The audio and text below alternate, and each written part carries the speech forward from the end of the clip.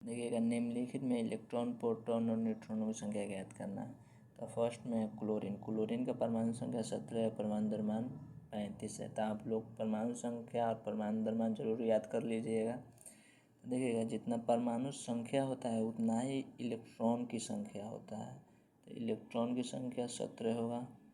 जितना इलेक्ट्रॉन है उतना ही प्रोटॉन का भी संख्या होता है, प्रोटॉन भी 17 होगा। और देखिए न्यूट्रॉन हमको ज्ञात करना होता है। न्यूट्रॉन परमाणु द्रव्यमान में से परमाणु संख्या को ज्ञात करना होता है। परमाणु द्रव्यमान में से परमाणु संख्या को घटाना होता है, संख्या को माइनस करना है। परमाणु द्रव्यमान क्लोरीन का 35 है तो 35 लिख देंगे, माइनस है तो माइनस लिख देंगे। परमाणु संख्या 17 है तो 17 इसमें से घटाएंगे तो कितना 18 हो जाएगा। न्यूट्रॉन की संख्या 18 आ गया।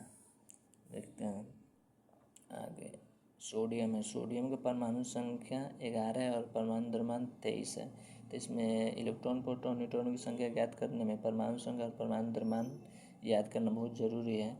इसमें इलेक्ट्रॉन होगा, जितना परमाणु संख्या है उतना ही इलेक्ट्रॉन की संख्या होगा और उतना ही प्रोटॉन का भी संख्या होगा। और न्यूट्रॉन की संख्या परमाणु द्रव्यमान में से परमाणु संख्या को हम लोग घटाते हैं। तो परमाणु द्रव्यमान जो है इसमें 23 है और घटाएंगे परमाणु संख्या, तो परमाणु संख्या 11 है। तो यहाँ पे निकल के आएगा 11 में से 23 में से 11 घटा 12 होगा। न्यूट्रॉनों की संख्या 12 होगा। देखिएगा एल्युमिनियम का परमाणु संख्या 13 है और परमाणु द्रव्यमान 27 है। तो इलेक्ट्रॉन की संख्या वही होगा जो तत्व के परमाणु संख्या होगा। तो परमाणु संख्या 13 है तो 13 हो जाएगा। और प्रोटॉन का भी संख्या वही होता है जो इलेक्ट्रॉन का संख्या होता है। और न्यूट्रॉन की संख्या हम लोग याद करते हैं, परमाणु द्रव्यमान में से परमाणु संख्या को घटाते हैं। तो परमाणु द्रव्यमान 27 है, अब इसमें से घटाएंगे 13, तो 13 तो घटाएंगे तो 14 यहाँ पे आएगा। तो न्यूट्रॉनों की संख्या 14 हो गया।